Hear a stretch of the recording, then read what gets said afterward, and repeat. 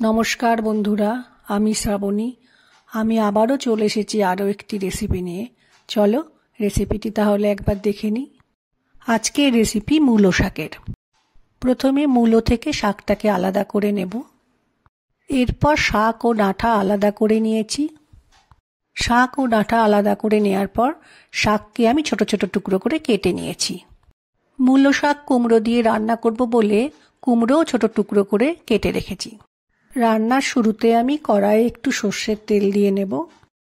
তেলটা যখন ভালো মতো গরম হয়ে যাবে তখন আমি তেলের মধ্যে একটু কালো জিরে ও কাঁচা লঙ্কা কুচি ফোড়নে দেব। ফোড়নটা ভালো মতো ভাজা হয়ে গেলে আমি তেলের মধ্যে একটু বাদাম দিয়ে ভালো করে ভেজে নেব। বাদাম ভালো মতো ভাজা হয়ে গেলে আমি কুমড়োর টুকরোগুলো দিয়ে কিছুটা সময় রান্না করে নেব। কুমড়ো একটু ভাজা যখন হয়ে যাবে ঠিক সেই সময় একটু নুন আর একটু হলুদ দিয়ে কুমড়োতে ভালো করে মিশিয়ে নেব।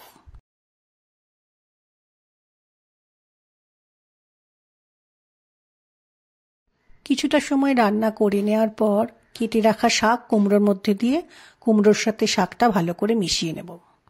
গ্যাসের ফ্লেমকে লো করে রেখে কিছুটা সময় রান্নাটা হতে দিতে হবে। শাক রান্না হতে বেশি সময় লাগে না। রান্নাটা হয়ে এসছে, এই সময় আমি একটু চিনি দিয়ে শাকের সাথে ভালো করে মিশিয়ে নেব। এভাবে রান্না করলে মূলো শাক খেতে কিন্তু বেশ ভালো লাগে। কুমড়ো দেখলাম সেদ্ধ হয়ে গেছে। এই সময় আমি গ্যাসের ফ্লেমটা বাড়িয়ে শাকের জলটা শুকিয়ে নেব।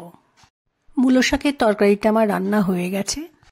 আমার আজকের রেসিপি ভালো লাগলে লাইক, শেয়ার, সাবস্ক্রাইব করো। ভিডিওটি দেখার জন্য ধন্যবাদ।